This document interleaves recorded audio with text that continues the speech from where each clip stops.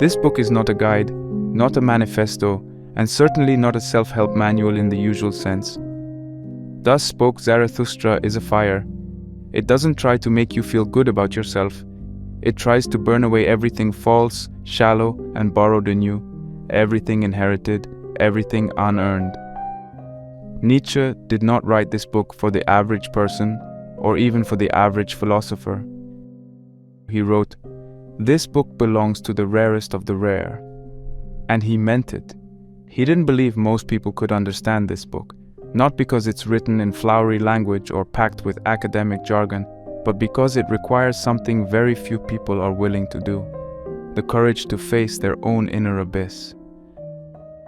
When Nietzsche wrote Thus Spoke Zarathustra, he was trying to create something that would reach beyond the typical way people thought about philosophy. Instead of offering abstract arguments, he created a character, Zarathustra, and gave him a voice like a prophet, a poet, a madman, and a visionary. Zarathustra speaks in parables and riddles with rhythms that resemble scripture more than science, and this was on purpose. Nietzsche wanted to deliver ideas so powerful they couldn't be explained, only felt, wrestled with, and lived through. This is a book that must be experienced as much as understood. It demands that you bring your entire self to it, and in return, it offers transformation, but only if you're willing to suffer for it. There are three major ideas that repeat and evolve throughout this book: self-overcoming, the death of God, and eternal recurrence. They aren't presented as conclusions, but as challenges. They're not meant to be agreed with. They're meant to shake your foundations and force you to answer the question, who are you when there's no one left to tell you who to be? The idea of self-overcoming is one of Nietzsche's most important concepts. It's the belief that growth, real growth, only comes through a process of internal struggle, not through comfort or positivity, but through inner rebellion. He believed that human beings are not fixed. We are not finished. Instead, we are creatures in the middle of a transformation. Man is a bridge, Zarathustra says, a rope stretched between the beast and the Übermensch, the higher human being. That bridge must be crossed, not through education or obedience, but through fire, through conflict, solitude, and the destruction of everything false within us. You cannot become who you truly are unless you are first willing to kill who you were told to be. The death of God, famously declared early in Zarathustra's journey, is often misunderstood. Nietzsche was not just making a theological point. He was describing the collapse of the moral and metaphysical foundations of Western civilization. The idea of God, whether you believe in one or not, represented something deeper: the belief in a fixed, universal truth that tells us how to live and what to value. But Nietzsche saw that this belief was dying. Science, modernity, and rationalism had eroded it, and now we were left floating in a world with no guaranteed purpose, no divine script. Most people hadn't realized it yet, but the ground beneath their feet was already gone. And this, Nietzsche believed, would lead not to liberation, but to nihilism, a spiritual sickness where nothing feels meaningful and everything becomes shallow, passive, and safe. And yet, Nietzsche didn't write this book to lament the death of meaning. He wrote it to provoke the creation of new meaning, and the final test of whether you've truly accepted that challenge comes in the idea of eternal recurrence, one of the most brutal, beautiful thought experiments in all philosophy. Imagine living your life again and again, exactly the same, for eternity. Every pain, every regret, every hour wasted or lived with full intensity, you relive it endlessly. If that thought horrifies you, you're not living right. If you can embrace it with joy, then you've created a life worth living. That's the standard Zarathustra holds you to. Not moral purity, not success, but eternal affirmation. Saying yes to all of it, not just the good parts. So this book is not just about philosophy. It's about existence. It doesn't give you answers. It burns away your illusions and then dares you to build something new from the ashes. Something personal, something real. It's not written for everyone. But if you're still listening, if something in you hungers for that fire, then maybe it was written for you.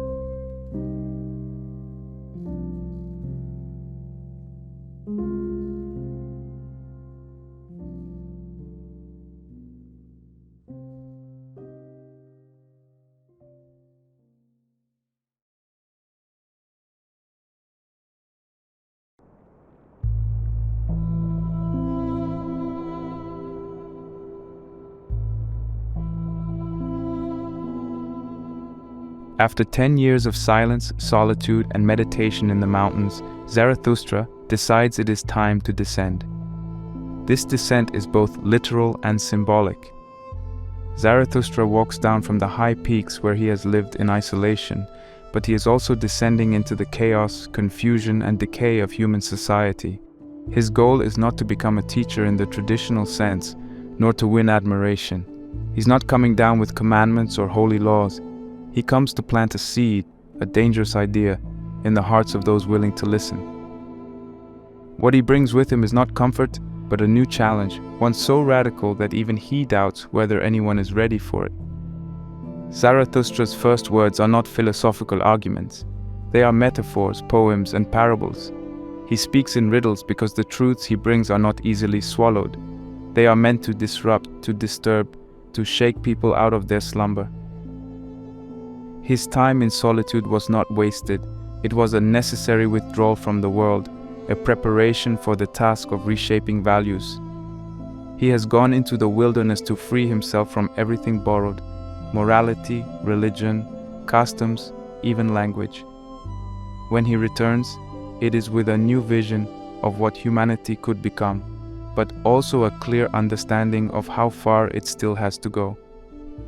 In Prologue 2, Zarathustra delivers one of Nietzsche's most infamous lines: "God is dead, God remains dead, and we have killed him."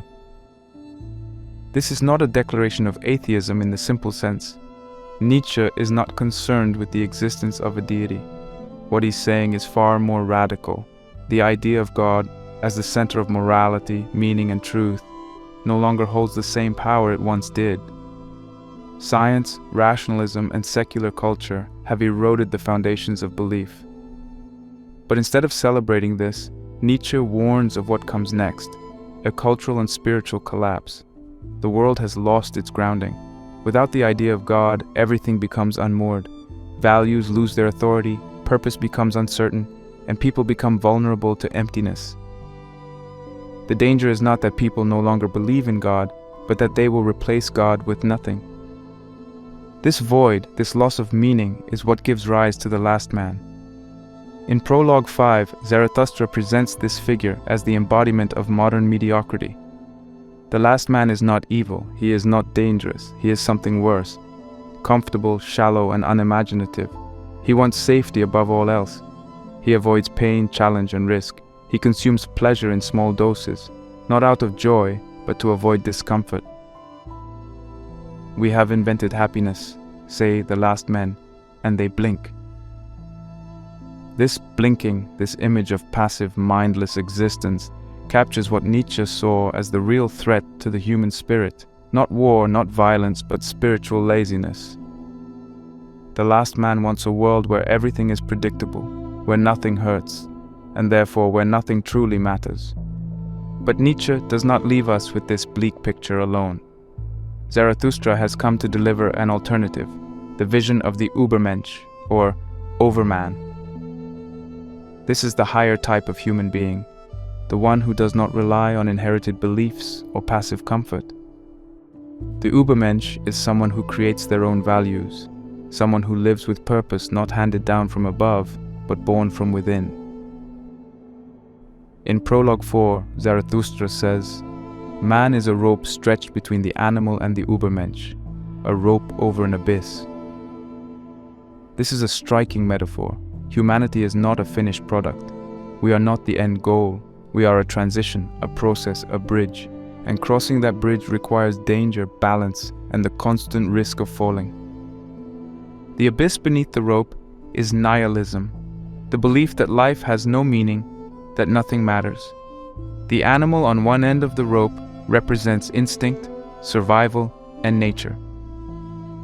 The Übermensch on the other side represents the possibility of a new kind of existence, one that is stronger, freer, and more creative. But there is no guarantee that the rope will be crossed. In fact, most people will not even try. They will turn away, step back, and live like the last man, because it is easier. Zarathustra tries to deliver this message to the people, but they laugh at him. He speaks to them of the Übermensch, but they misunderstand and mock him. They are not ready. This rejection is an important moment. It shows that truth, especially transformative truth, is rarely welcomed by the crowd. The herd prefers comfort to confrontation. Zarathustra must realize that his words are seeds planted in hard soil. They may take years to grow and they may be trampled before they even sprout. This theme of being rejected, of speaking truth into a deaf world, repeats throughout the book.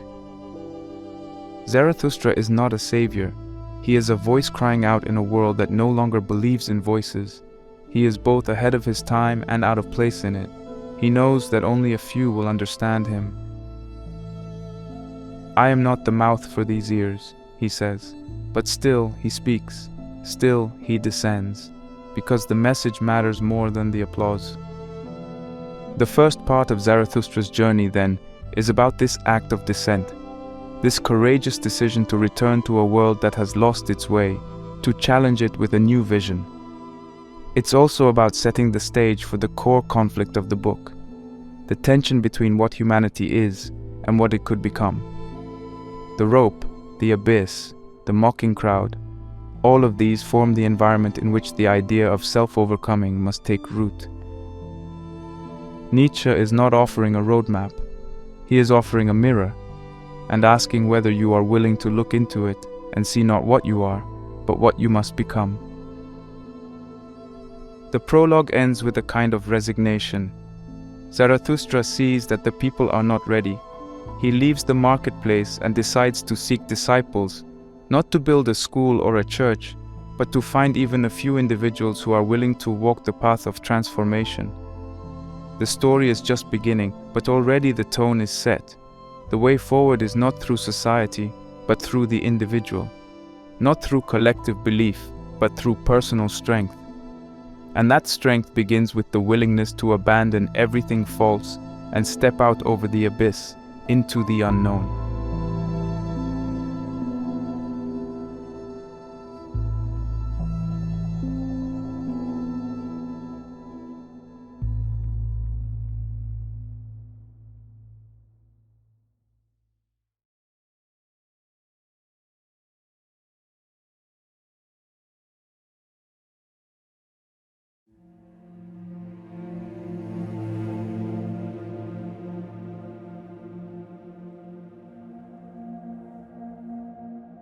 After Zarathustra's descent from the mountains and his failed attempt to awaken the crowd to the idea of the Übermensch, he turns inward again, but this time not into solitude, but into teaching. His journey shifts from confronting society at large to seeking those few individuals who might be capable of transformation. He knows now that the path to becoming who you are cannot be walked by the many. It can only be walked by the rare few. The ones willing to bear the weight of existence, destroy what they were taught to believe, and rebuild themselves from nothing. This process, painful, difficult, and deeply personal, is at the heart of the second section of Thus Spoke Zarathustra. Here Nietzsche introduces some of the book's most powerful metaphors and teachings, beginning with one of the most important of all, the Three Metamorphoses of the Spirit. Zarathustra describes the evolution a person must undergo to transform their spirit. The journey begins not with freedom or creativity, but with burden, the stage of the camel. The camel is the creature that says yes to responsibility. It kneels to take on heavy loads. It accepts the values of its culture, its religion, its teachers. It suffers and sacrifices. At this stage we are obedient. We do what we're told. We carry ideals that were handed down to us. Be good, be moral, be humble, be selfless. There is a kind of nobility in this stage, but also a deep danger. because the camel accepts values uncritically. It confuses obedience with virtue. It does not yet think for itself. But Nietzsche does not reject the camel completely. He sees it as a necessary beginning. Before we can reject old values, we must first carry them. We must feel their weight. We must live under them long enough to recognize what they cost us. Only then can we move to the next stage, the stage of the lion. The lion is the rebel. It says no, not to life, but to the values that were imposed on it. The lion refuses to be ruled. It fights against tradition, against duty, against the inherited morality that kept it tied down. This stage is fiery, bold, and full of strength. But even the lion, Nietzsche says, cannot yet create. It is strong enough to destroy old values, but it lacks the innocence and playfulness needed to invent new ones. And that brings us to the final stage, the child. The child represents a return to innocence, but not ignorance. It is a symbol of creation, play, and fresh beginnings. The child is not bound by the past. It does not rebel for the sake of rebellion. It simply plays, imagines, and affirms life with a joyful yes. This is the spirit capable of creating new values, of becoming truly free. To create new values that even the lion cannot do, but the child is needed for that, Zarathustra says. The child is the final transformation, the self that no longer lives in reaction to what came before, but lives out of its own inner truth. This idea of transformation, of spiritual evolution, is one of Nietzsche's most important contributions. It's not enough to obey, and it's not enough to rebel. The real task is to move beyond both, to create.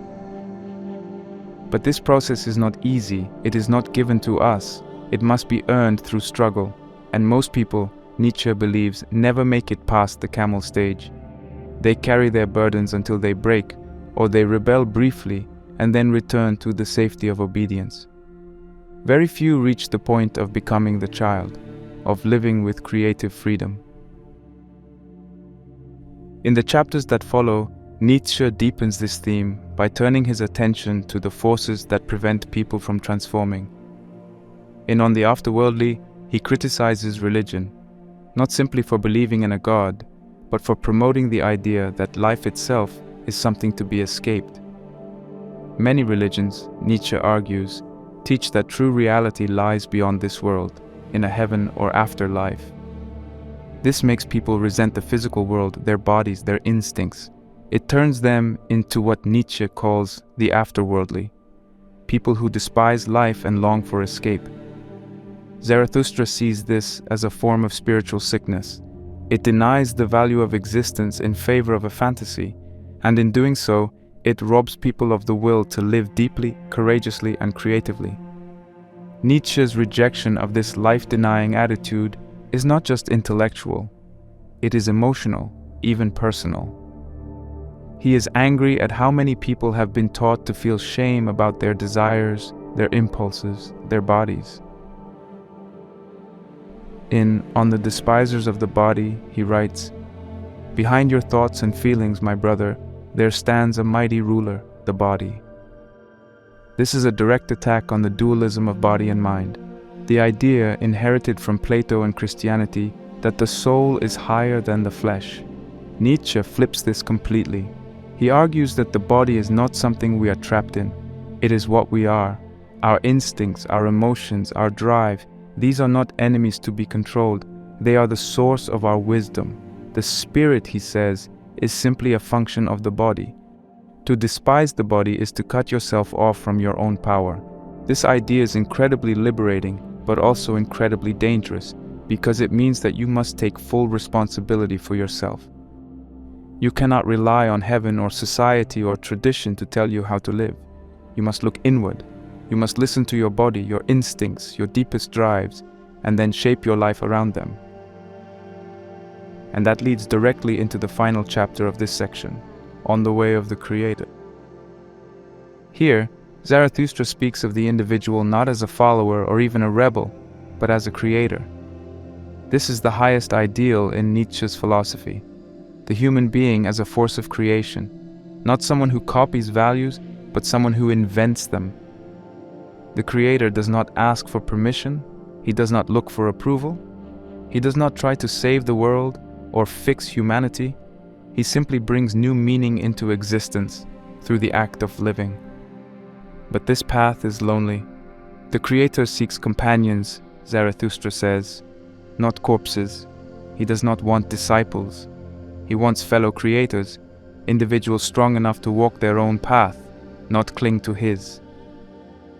The path of the Creator is filled with uncertainty, with resistance, with doubt.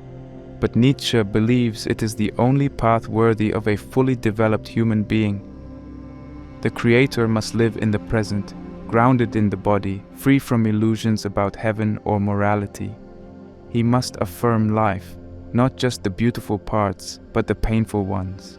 And above all, he must be willing to create his own meaning, even if it means walking alone. Taken together, these chapters, the Three Metamorphoses, the critique of religion, the defense of the body, and the call to become a creator, form the foundation of everything that follows in the book. They are not easy teachings. They ask you to abandon safety, tradition, and comfort. They ask you to question everything you were taught. But in return, they offer something extraordinary. The possibility of becoming something more than you are, not through salvation, not through submission, but through creation, through the courage to look into yourself and to begin again.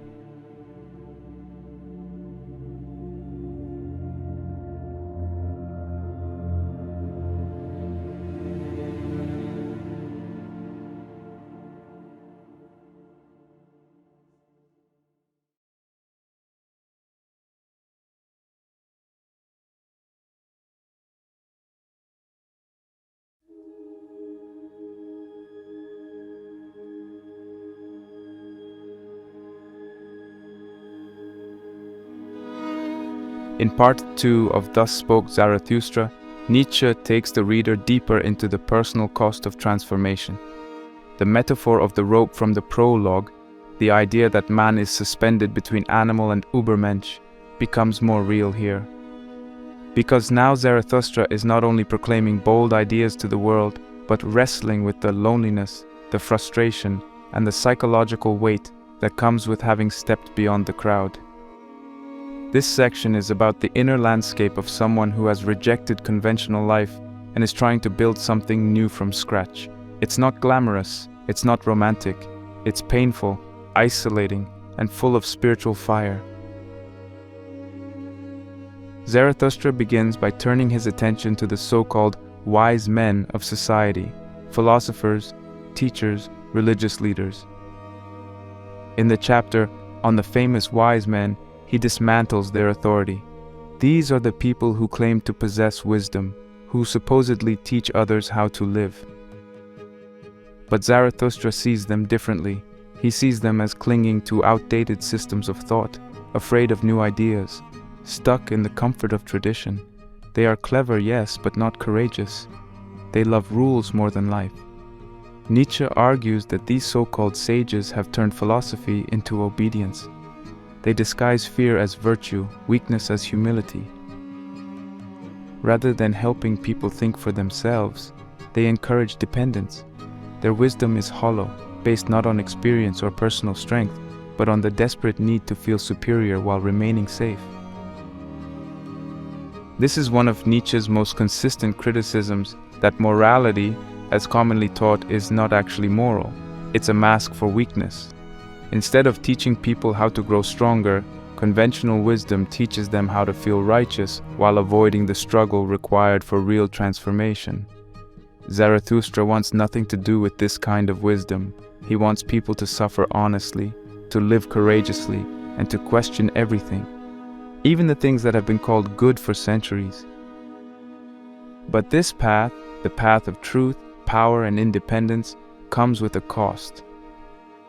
In the chapter on the Night Song, Zarathustra speaks of a deep spiritual isolation. He says, "I am a forest and a night of dark trees, but he who is not afraid of my darkness will find banks full of roses under my cypresses." Here, Nietzsche shows that the person who tries to live beyond the herd, who walks the path of self-overcoming, will often be met not with applause but with silence. The higher your vision, the fewer people will understand it. And this leads to a kind of loneliness that is not just social, it's existential. Zarathustra compares himself to the moon, shining in a dark sky, singing to a world that does not respond. His song is full of longing, of pain, and of a beauty that almost no one is ready to hear. This theme continues in On the Dancing Song, but now there's a shift. The pain of isolation does not lead Zarathustra to despair, it leads him to movement. Dancing becomes a metaphor for vitality, for the refusal to remain heavy or bitter. Even when alone, even when misunderstood, Zarathustra dances. But the soul of the dancer is in his own knees, he says. This means that joy does not depend on the approval of others. It comes from within.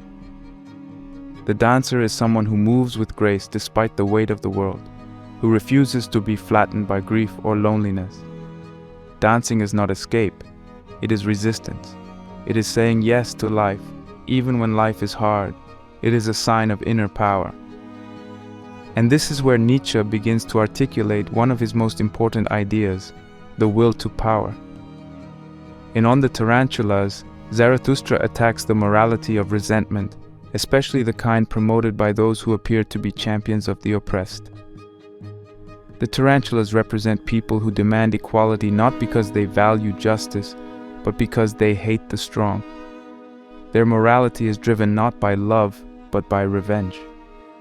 They use the language of fairness to justify their desire to pull everyone down to their level.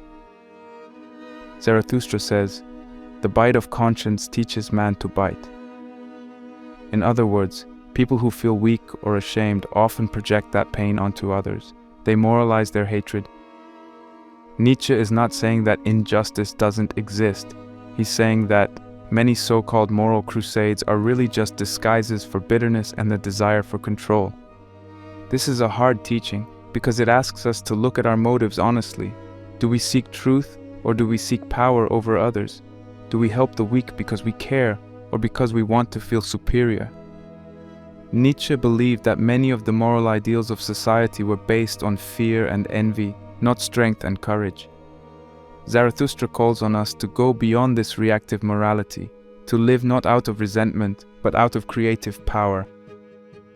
That power is explored further in On Self-Overcoming. Here, Nietzsche fully introduces the will to power as the deepest force in human nature. What is good? Zarathustra asks. All that heightens the feeling of power, the will to power, power itself in man. And what is bad? All that proceeds from weakness. This is not a call to domination. Nietzsche's idea of power is not about controlling others, it's about mastering oneself. The will to power is the drive to grow, to challenge oneself, to overcome limitations. It is the force behind all creativity, all ambition, all strength, and it is constantly at war with the forces of decay, comfort, and stagnation. Self-overcoming then is not a one-time event, it's a way of life. It means constantly questioning your own beliefs, your own habits, your own desires. It means embracing conflict and struggle not because you enjoy pain, but because you understand that growth is impossible without it. You must burn in your own fire, Zarathustra says. You must be willing to let go of what no longer serves you, even if it once gave you meaning. You must be ruthless with yourself, not to punish yourself, but to free yourself. What Nietzsche is doing in this part of the book is showing the internal side of the transformation he described earlier. The first part dealt with metaphors, camels, lions, children. This part deals with the emotional and psychological reality of living those transformations. It's about the cost of freedom, the pain of solitude, the difference between false strength and true strength, and the constant temptation to fall back into comfort, resentment, or conformity. But it's also about the beauty that can emerge from that struggle, the dance, the song, the fire. Zarathustra may be alone, but he is not broken. He is singing in the night, he is still moving, he is still burning. And that, Nietzsche suggests, is the mark of someone who is becoming who they truly are. Not someone who has arrived, but someone who is willing to keep going, no matter how dark the path gets.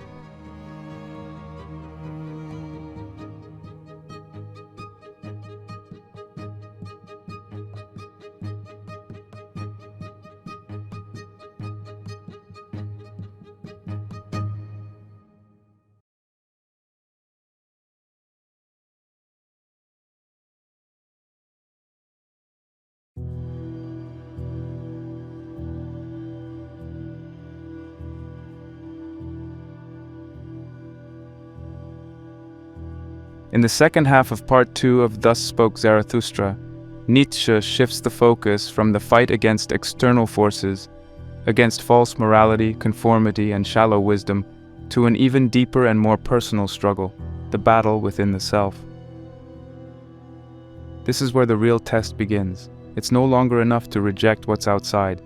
Now Zarathustra must deal with what's inside, his past, his fears, and his doubts. This part of the book introduces one of Nietzsche's most powerful and life-changing ideas: redemption not through guilt, but through affirmation. It also presents a pivotal moment in Zarathustra's inner development, a moment of silence, fear, and painful truth. On Redemption, Zarathustra tackles the problem of regret and suffering in a radical new way.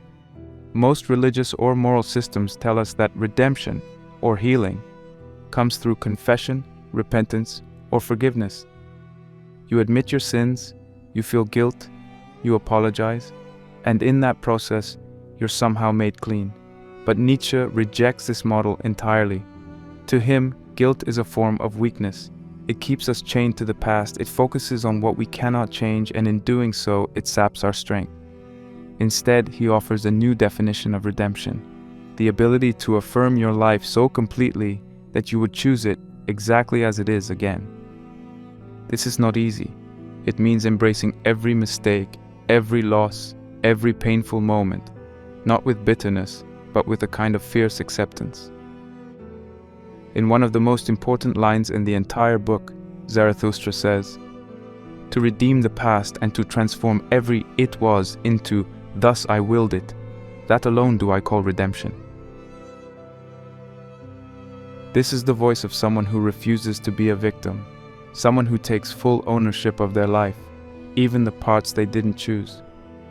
It's not about pretending that everything was good, it's about saying, "This is mine, I accept it, I own it, I will make something powerful out of it." This is a key part of Nietzsche's concept of the will to power.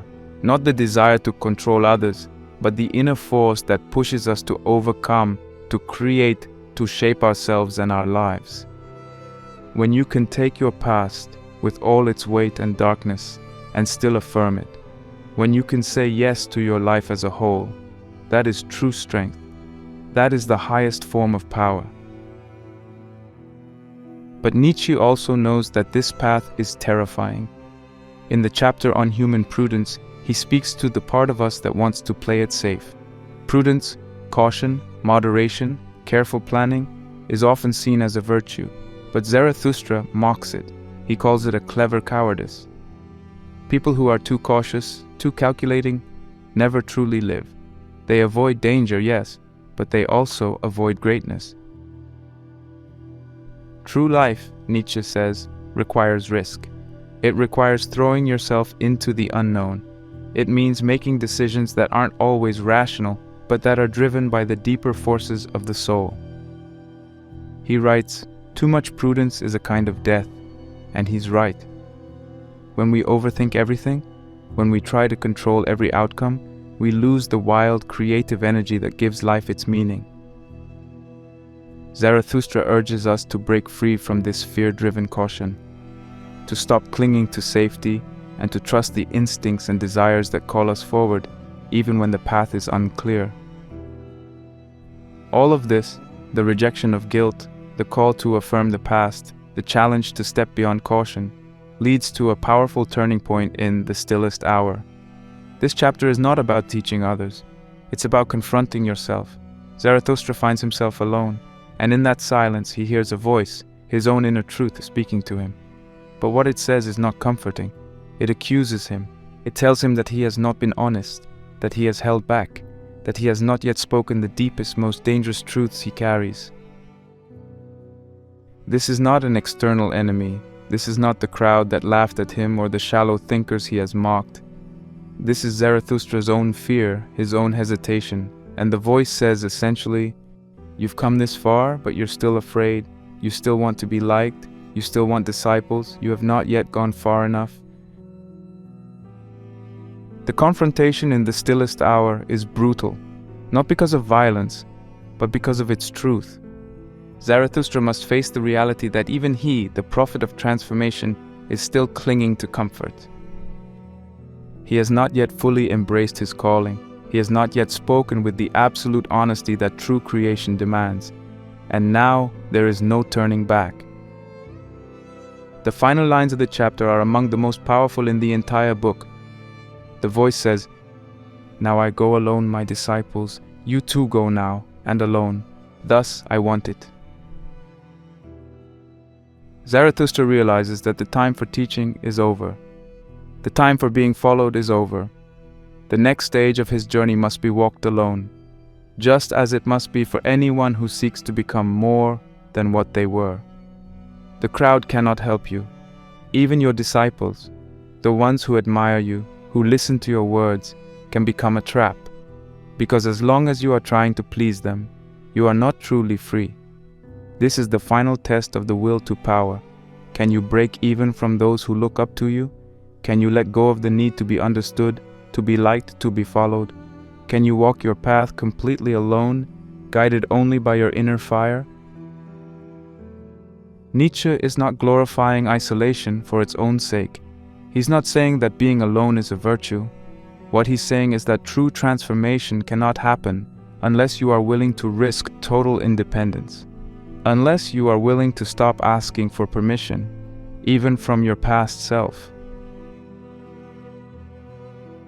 The stillest hour is the moment when the noise of the world fades, and you are left face to face with what you know you must do, and what you are most afraid to do. This moment marks a kind of spiritual noon in Zarathustra's life. It's the point where everything becomes clear, and there's no going back.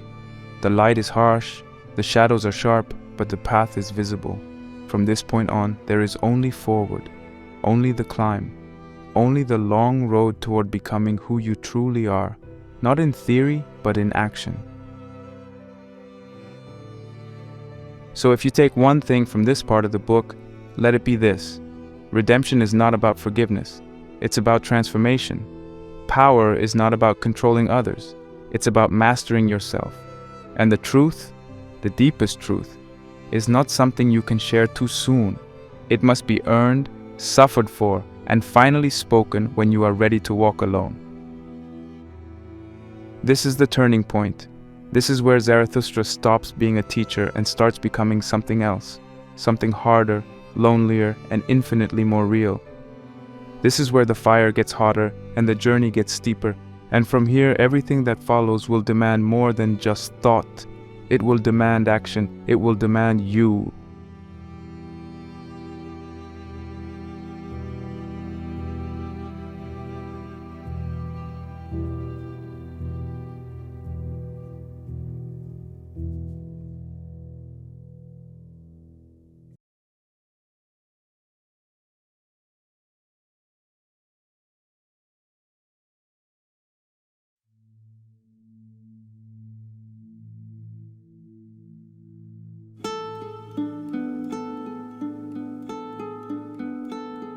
In part 3 of Thus Spoke Zarathustra, Nietzsche introduces one of the most demanding and profound ideas in all of philosophy, the concept of eternal recurrence, sometimes called the eternal return. It is not presented as a dogma, not as something to believe in, but as a psychological experiment, a question meant to pierce through your daily habits, your self-deceptions, and the way you live your life.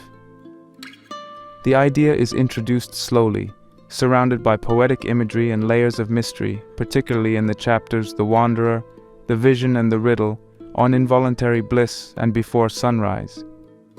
This is the moment when Zarathustra and the reader must look directly into the abyss and ask, What if this moment returned to you forever? Would you still choose it? The idea is stated most clearly in The Vision and the Riddle. Zarathustra tells the story of a moment that comes upon him, alone on a mountain path, when he meets a dwarf, a symbolic figure who represents cleverness, reason, and perhaps the voice of doubt or intellect. Together, they approach a gate marked Moment. From this point stretches two roads, one into the past and one into the future. But Zarathustra's insight is that these two paths, though appearing separate, are in fact part of a circle. He says, "This long lane behind us, it goes on, it must go on, and if it goes on, it returns." And from this insight arises the terrifying, magnificent idea of eternal recurrence. He imagines that one day a demon may come to you in your loneliest hour and whisper, "This life as you now live it and have lived it, you will have to live once more and innumerable times more, and there will be nothing new in it, but every pain and every joy must return to you, all in the same sequence." The question Nietzsche poses is not about whether this is scientifically or cosmologically true. It is about how you would respond if it were. Would you curse the demon and collapse under the weight of your life being repeated endlessly? Or would you say, "You are a god, and never have I heard anything more divine"? This idea is meant to test the quality of your life, your choices, your values. It demands that you reflect on whether you are living in a way that you would be willing to repeat. Not once, but forever. Every small decision, every wasted hour, every regret, and every triumph. Would you endure it again? Could you love your fate, not just accept it, but embrace it so completely that you would welcome its eternal return? This is where Nietzsche's concept of amor fati, the love of fate, becomes essential. Amor fati is the attitude of someone who does not wish for a different life or for better circumstances, but who fully embraces what is, not because it's easy or pleasant, but because it is theirs. To love your fate means to say yes to every part of it, even the pain, even the failure. It's not about pretending things are good, it's about refusing to retreat from reality. Eternal recurrence is the ultimate expression of this idea. If you can say yes to your life being repeated forever, exactly as it is, then you have achieved something close to spiritual strength. But Nietzsche knows how rare this is. In The Wanderer, Zarathustra reflects on solitude, on walking alone, on the distance that grows between himself and others. The more deeply he understands, the more isolated he becomes. This is not loneliness in the social sense, it's philosophical solitude, the sense that few, if any, are willing to walk the path to its end. In that silence, in the long climb up the mountain, Zarathustra begins to wrestle with the thought of recurrence. He is not yet ready to affirm it. The idea frightens him. It presses on him like a weight too heavy to bear. This is what Nietzsche would later call the greatest weight, the burden of knowing that you are responsible not just for what happens now, but for choosing your life as a whole, eternally. In On Involuntary Bliss, Zarathustra catches a glimpse of what such affirmation might feel like. He experiences a strange moment of joy, a sense of harmony with the universe, a sense that he is exactly where he should be.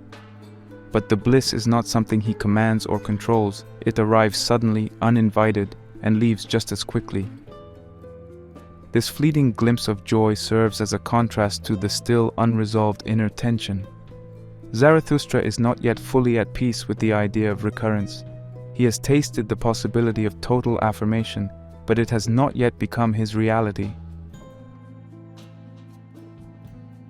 Then, in Before Sunrise, Zarathustra speaks more directly about truth, light, and solitude. He reflects on the burden of seeing what others refuse to see, on the price of clarity. Truth for Zarathustra is not a cold set of facts. It is something alive, something he must wrestle with in the dark before the dawn. And yet, he begins to find something like peace, not comfort, but a fierce acceptance of the path he is on. He realizes that he must prepare himself for the final confrontation with recurrence. He must train his soul to say yes, not just to the easy moments, but to the whole of life. This is where the abyss comes in. The abyss is not some external place of suffering. It is the recognition that life contains both beauty and horror, and that there is no escape from that. It is the understanding that we are thrown into a world we did not choose, and yet we are asked to affirm it, to say yes without illusion, without lies, without hope of some other world where things are better. Eternal recurrence forces us to face the abyss, and then to step forward anyway.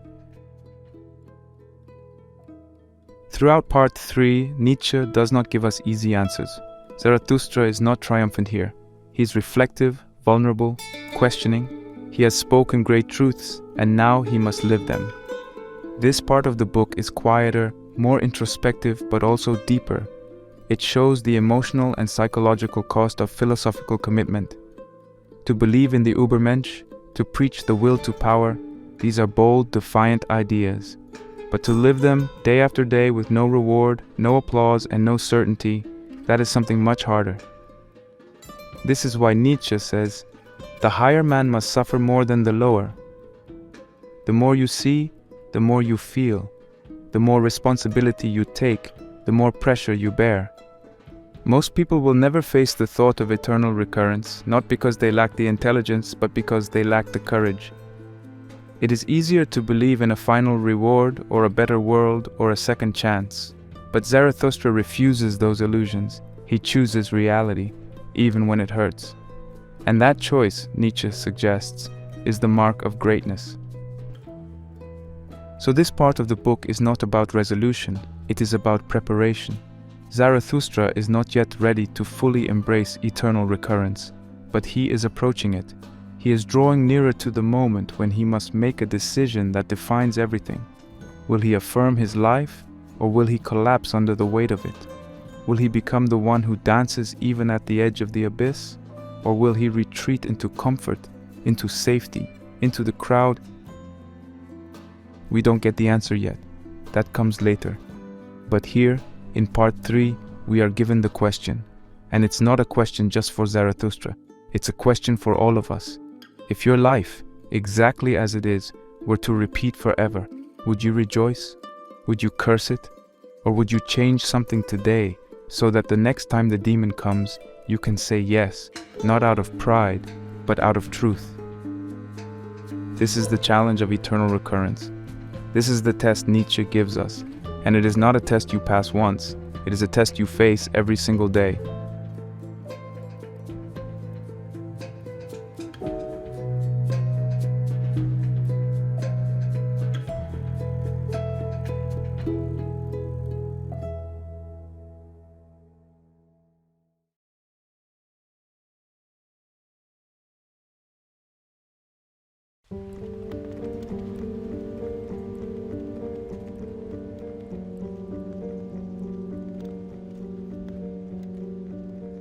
In part 4 of Thus Spoke Zarathustra, Nietzsche brings Zarathustra into contact with the so-called higher men, figures who are more developed, more reflective, and perhaps more courageous than the average person, but who still fall short of becoming the Übermensch. These characters are not villains, nor are they fools. In fact, they are tragic in a different way. They have tried to rise above the herd, and in doing so, they've become stuck in a different kind of trap. Spiritual pride, vanity, or ideological delusion. This section is one of the strangest and most complex in the entire book. It is filled with satire, symbolism, and irony. But beneath the strange scenes and characters is a clear message. Not all rebellion leads to transformation. Not all suffering leads to wisdom. And not all who seem high have truly overcome themselves. The chapter, The Cry of Distress, marks a turning point. Zarathustra hears a cry and follows it, expecting perhaps to find someone in need of guidance. Instead, he finds a man broken by the weight of truth. Someone who has seen too much, who has tried to rise but has fallen into despair. This sets the stage for the parade of higher men who follow. One by one they appear. They are kings who have lost their kingdoms, priests who have lost their faith, poets who are trapped in their own illusions, magicians who can no longer believe in their tricks. Each one represents a type of person who has tried to go beyond common life but has failed in a subtle, tragic way. In conversation with the kings, Zarathustra meets rulers who have grown tired of ruling. These are not tyrants but worn-out men who once held power and influence but who now seek something more. They admire Zarathustra because he represents freedom, a kind of spiritual nobility they've lost. But they also speak words that reveal their own emptiness. One of them says something close to, "What do we matter? Let the herd perish, but let the Übermensch live." This line sounds noble, but Nietzsche is pointing out a hidden danger, the temptation to care more about an idea than about people. The kings are no longer concerned with leading or improving the world. They've retreated into ideology. They want to see the birth of the Übermensch, but not to become him. They admire greatness, but they no longer strive for it. They have become spectators, not creators. Then comes the magician. This character is a clear reference to Richard Wagner, the famous composer and former friend of Nietzsche. The magician is an artist who dazzles with emotion and spectacle, but who lacks real depth. He weeps, he sings, he seduces the audience, but Zarathustra sees through it. He knows that beneath all the drama is weakness. The magician performs suffering instead of confronting it. He turns pain into a show. Nietzsche is warning us here about the danger of aestheticizing suffering, of turning real struggle into something shallow or performative. This is not true transformation. It is spiritual theatrics. What unites all these higher men is that they have each, in some way, touched the edge of greatness, but then retreated. They have suffered, yes. They have left the herd. They have seen truths that others ignore, but they have not gone far enough. They have not overcome themselves. They have not become free. Their pride, their roles, their identities keep them stuck. Zarathustra sees this and feels the weight of it. He had hoped to find allies, but instead he finds half-transformed beings, people who are still trapped in ego, memory, or the need to be admired. This brings us to the strange and satirical chapter, The Ass Festival. It's one of the most confusing scenes in the entire book, and intentionally so. The higher men, in an effort to celebrate, end up conducting a parody of a religious ceremony centered around a donkey. They bow to it, they sing to it, they make it the object of their devotion. This scene is absurd, almost cartoonish, but it's also deeply meaningful. Nietzsche is showing us that even those who have rejected traditional religion can easily fall into new forms of worship, just as empty, just as blind. The donkey represents stupidity, obedience, and herd-like thinking. And yet, here are the supposed higher men bowing to it. Why? Because the human impulse to bow, to worship, to follow is hard to kill. Even after God is dead, people still seek new idols. Nietzsche mocks this impulse mercilessly. The satire in The Ass Festival is not just aimed at others, it's a test for the reader too. Can you laugh at this scene? Can you see yourself in it? Have you ever replaced one system of belief with another, thinking it was your own, when it was just a new form of submission? Nietzsche is not trying to humiliate his characters, he's trying to wake us up. He's saying, even those on the path can fall, even those who have suffered can still be cowards, even those who seem wise can still be fools. And this brings us to one of the most painful insights in this section. Suffering alone is not enough. Nietzsche acknowledges that all these men have suffered deeply, but he also shows that suffering by itself does not transform you. It can make you bitter. It can make you proud. It can trap you in a story about how special or broken you are. True transformation only comes when suffering is used, not as a badge of honor, but as fuel, as raw material for creating something stronger. This is the deeper meaning of the line. All of them have suffered deeply, but it is suffering that creates transformation. Not suffering in itself, but suffering that is overcome, absorbed, and turned into power. By the end of these encounters, Zarathustra is weary. He realizes that he cannot lead these men any more than he could lead the crowd. He understands that each person must walk the path alone. Even those who seem close to the summit can still fall. The temptation to stop, to settle, to admire the view rather than keep climbing, it's everywhere. Zarathustra sees it, and he decides once again to retreat, to reflect, and to wait for the moment when he himself is ready to speak the deepest truths. Because even he, for all his insight, is still evolving. He is not finished. And this, perhaps, is Nietzsche's most humble message. The work of becoming never ends. This part of the book serves as a warning. It's not enough to be different. It's not enough to be wounded. It's not enough to reject the herd. What matters is what you do with your suffering, your insight, your solitude. Do you use it to rise, or do you turn it into a mask, a performance, or an excuse to feel superior? True transformation is subtle. It is often invisible. It does not bow to donkeys or chase applause or cling to pain like a trophy. It moves quietly. It burns inwardly. It rises not from status, but from the unshakable will to become. The higher men in Zarathustra's world are not villains. They are mirrors. They show us what happens when the journey is interrupted, when courage gives way to comfort, when ego gets mistaken for strength. And through them, Nietzsche asks us a question that echoes through the entire book. Will you stop here, or will you go further? That is the true final trial, not a battle with others, but a battle with the voice inside that says, "This is enough." Nietzsche's answer, through Zarathustra, is clear. It is never enough. The path continues. The fire must burn hotter, and the real work is still ahead.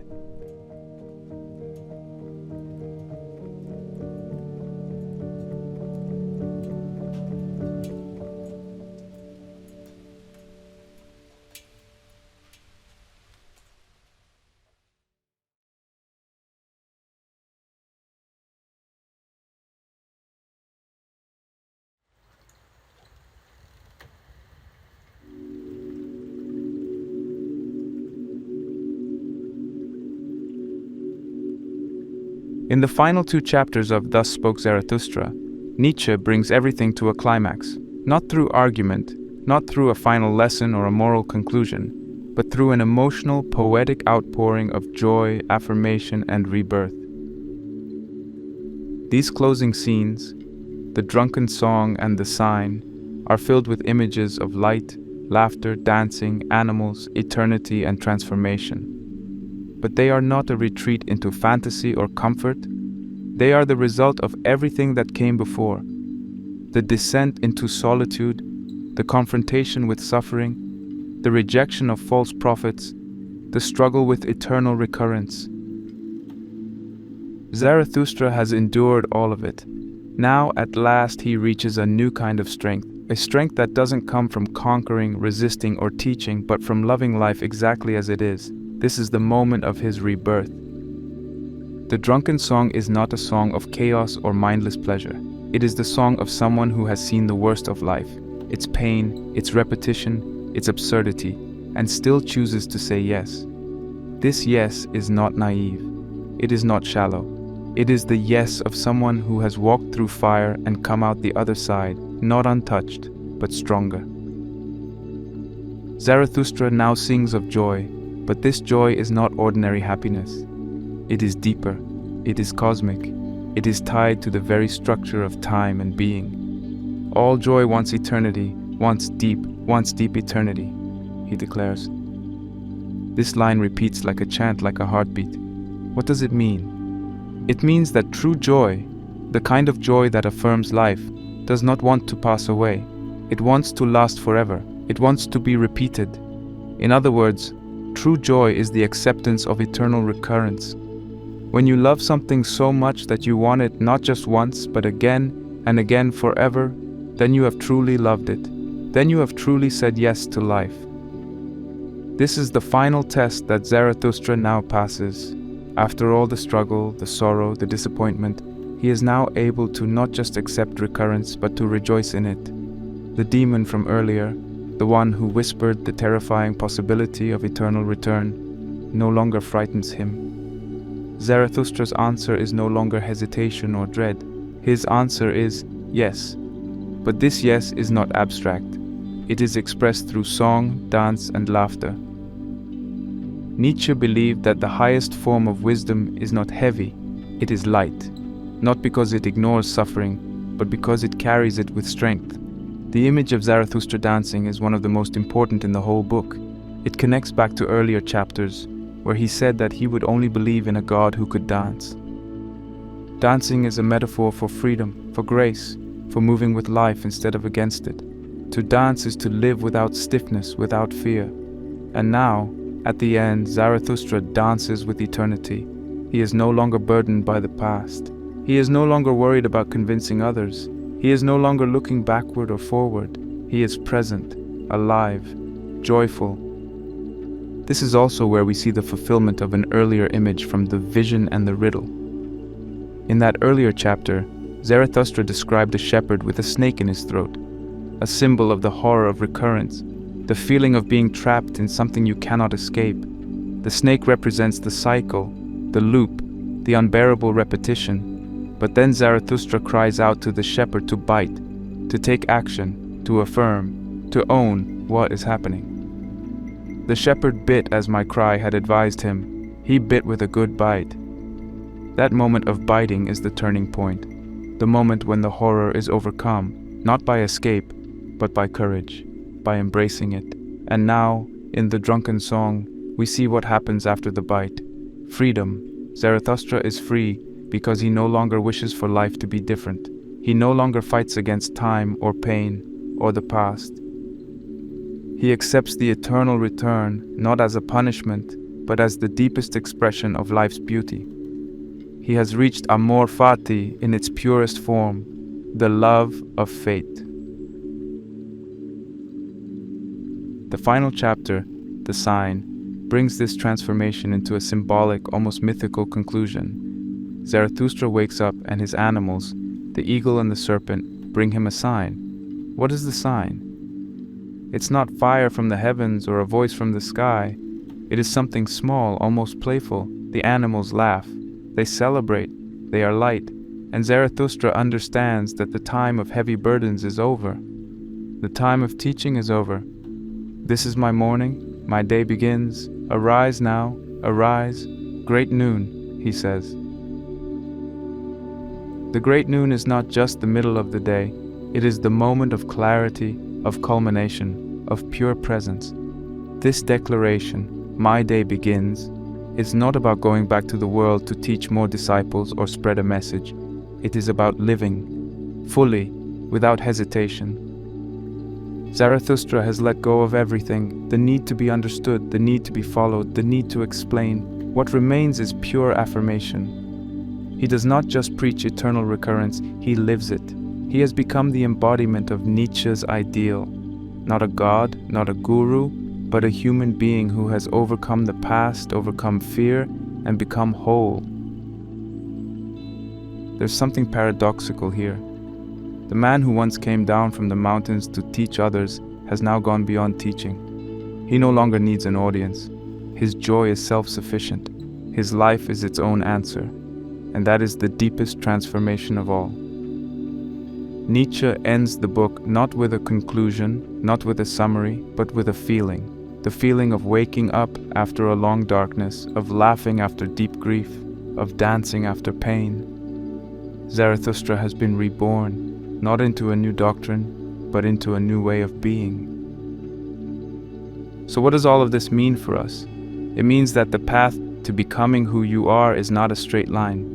It means that suffering is not the end, nor is solitude or rejection or doubt. All of these are stages, necessary fires. And if you endure them honestly, without turning away, something new emerges. Not a perfect person, not a master, but a self who can finally say yes to their life. Not because it was easy, but because it was theirs. Nietzsche doesn't offer comfort, he offers challenge. But at the end of that challenge is not despair, it is joy, a joy that dances, a joy that wants eternity. Thus spoke Zarathustra ends not with answers, but with a return to life, and that perhaps is the most important lesson of all.